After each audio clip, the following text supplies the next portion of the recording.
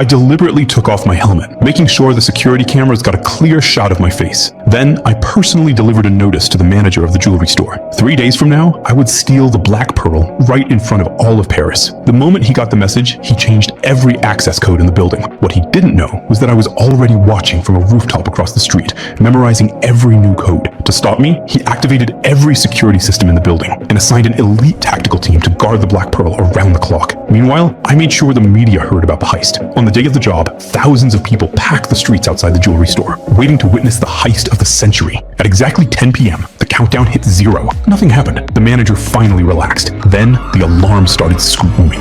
Police officers stormed the showroom and checked every tactical officer inside. They searched every corner. I was nowhere to be found, because by then, I'd already used the access codes to disable the security system and walked away with the black pearl. By the time the exits were locked down, I'd already changed into ordinary clothes and disappeared into the panicked crowd. I almost made it. Then, several tactical officers grabbed me at the exit. In front of every camera, they put me in handcuffs and shoved me into a police car. The moment the door closed, I smiled, because the officers who arrested me were my partners. The police car was fake. With the siren blaring, they drove me right past the real police and out of the lockdown zone. But stealing the black pearl was only the first step. I got out of the fake cruiser, slipped into a narrow alley, and climbed to the rooftop. Then I deliberately exposed myself, making sure the sniper could spot me. Every officer started chasing me. I sprinted across the rooftops until I reached the gap between two buildings. Without hesitation, I jumped. My hands caught the edge of the opposite roof. Then, my fingers slowly slipped. A second later, I plunged to the street below. When the police arrived, I was lying there,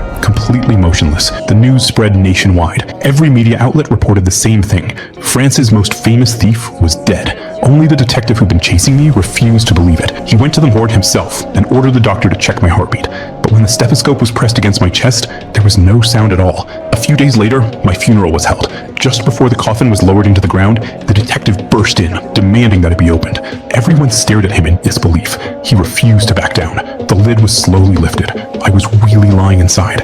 With nothing left to question, the detective walked away in defeat. The coffin was closed again. People tossed flowers into the grave and watched as I was buried. Only after everything went quiet did I slowly open my eyes. I pulled out the tools I'd hidden inside the coffin, opened the secret hatch in the bottom, and crawled into the tunnel I prepared ahead of time. Then I slowly made my way through the narrow passage until I escaped the cemetery. The truth is, I'd chosen my landing spot 2 weeks earlier. The awning below absorbed most of the impact. The inflatable vest hidden under my clothes protected me when I hit the ground. After that, my partners moved me to the morgue and used a freezing spray to lower my body temperature. He also handed the doctor a rigged stethoscope. I made sure the whole world saw my face. Then I made sure they all believed I was dead, because this time, the real thing I wanted to steal wasn't the black pearl. It was my own identity. From this moment on, Hassan Diop was dead.